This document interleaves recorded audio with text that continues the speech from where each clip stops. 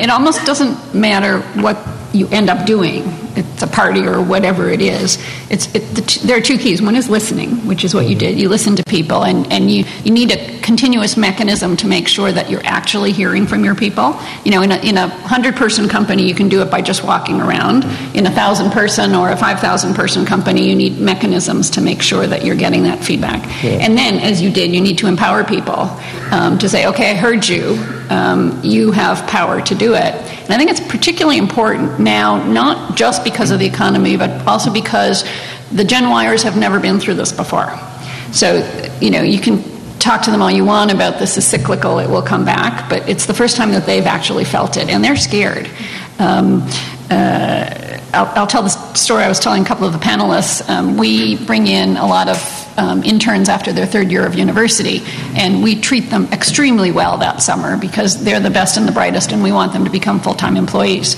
And one of the things we do is that all of the interns across North America go to Orlando for a 4-day conference, and they get leadership development and great speakers and all that kind of stuff.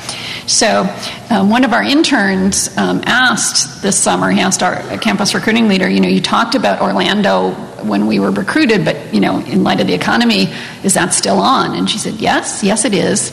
And he said, if it would help, I don't need to go. Okay, first of all, we wanted to give him a hug, but that's not something we would have heard from a third-year university student a couple of years ago. So they are stressed, and they need a lot of reassurance from us that really it's okay, the company will be fine, your career will flourish, and you just need to keep doing that. Yeah, and we constantly do the same kind of thing. We solicit feedback. We do what we call talent entry surveys. We get feedback after a person's been there a month to give us some experience about how our recruitment onboarding process was working. We do annual employee surveys. We do exit interview surveys. It's all done third party, so people can give anonymous, open, honest feedback. We even have a team called the EAT team, which is our employee advisory team, and they basically give us advice. They're across Canada, a lot of field-based employees, where the experience is different than, say, the head office, and when we're changing things in the company, could be a process or something that's going to affect everybody, we get some feedback to say, hey, is this actually going to work? We want to run it by before we implement it, make sure that we've thought it through. So we rely on employee feedback quite, extensively to guide us, in terms of, what should we be doing to be more successful as a company. That kind of takes us into the next area then, about benefits, about what are some of the benefits your company cannot do without right now, especially in light of what's happening with the economy? I'd say for us, our Life at Work program, which is I guess we call it an advantage, versus a benefit, with all of those, different elements I previously described, is very popular with employees. I've had employees say, I wouldn't probably go to a competitor if they didn't have some of these things, because it becomes part of their lifestyle. And it would be like taking a step back if you went somewhere else and they didn't have some of these things that you were used to sort of building into your normal work routine. So those have had, great, retention, value, for us.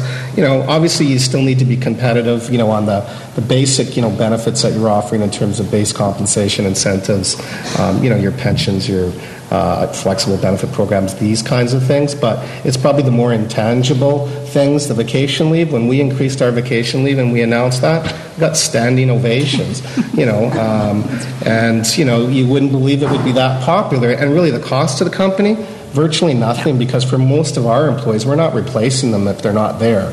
People basically will take the time off when they can do it within their jobs, and so there really wasn't an extra cost to increasing our vacation leave across the board as well. So those are the kinds of things. Sometimes it's more, things that you wouldn't necessarily think about that, have a lot of, value. The other thing I'd mention right now is an employee assistance plan. You cannot do without that in this economy. There are too many people who need someone to talk to about financial worries or or a child that's on drugs or something else, and the economy just makes that worse. So definitely couldn't live without that right now. But on a happier note, I definitely agree with the time off. We give people an extra day off around the 3 summer weekends, so they get 4-day weekends, and I don't think that costs us a penny. Yeah. Right? What you get back in energetic people is absolutely worthwhile. They're not productive that day anyway. No. Yeah. We actually had an HR vendor day a couple of weeks ago, and I was amazed at how many people came to an HR vendor day. So we had our EAP providers, our pension savings providers, all these different organizations that HR does business with, and these they came in, set up booths, and employees could come up and find out maybe more about some of the programs that were available or things they were participating in, and it was just jam packed full of people. I was totally amazed, and people have an interest in these things. So I think it's just about giving them more access. More education, more branding of some of the different things that the company has to offer, because some people don't necessarily even know everything that there is to offer. Right. And EAP does lots of things beyond just what you traditionally think of as EAP. I think there's one thing, and I think it's now or any time, and that's culture. I think that's the big benefit that we cannot, at least in my business, live without, is the culture, the environment. So one of the reasons I'm here, it's our 10th anniversary of our first franchise being in Toronto, so here to celebrate with them. But I also came and did a special trip regardless of this, because this was an after-the-fact thing, was to come to see I Love Rewards, to see the culture. I know Razor, and I know his passion for his culture, and wanted to see it firsthand, because I think we do a good job, but we can always learn. And the second I walk in, Amy's touring me around the whole office with a smile and huge pride, and telling me about the Fridays and what goes on in that room back there, and and then I'm standing at reception while Amy's on a call, and some other woman, sorry I've forgotten her name, she comes up to me, and I'm like, I've already been helped. She's like, no, I just wanted to say hello. This warm culture. And then I take some time to sit with Dave, the CFO, and he's sharing all this stuff openly, full transparency about the business. And so you can feel the I Love Rewards culture, spending even a few minutes with the people. And I think that's what attracts people, is if people come to a company and feel welcome, feel at home, feel part of the team, feel like they can engage and get involved and make a difference.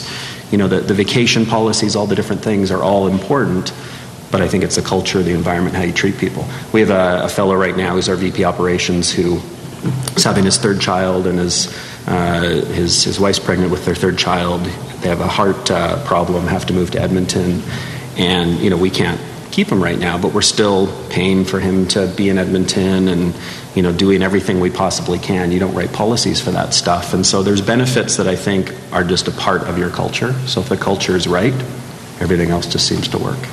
And I really like what you're all saying.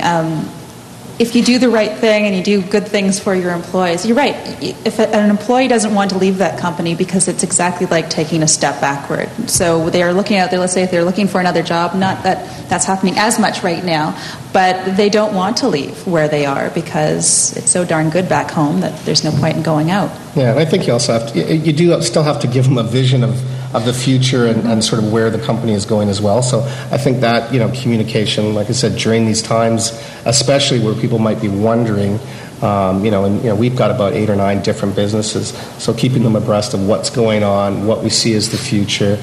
Is this cyclical in some of the businesses that may be down a little bit? I think that's all true, as important as well.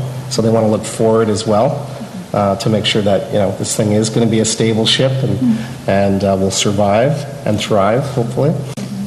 You couldn't have come up with a better segue there, Gordon. Yeah. I was actually going to talk about the future now.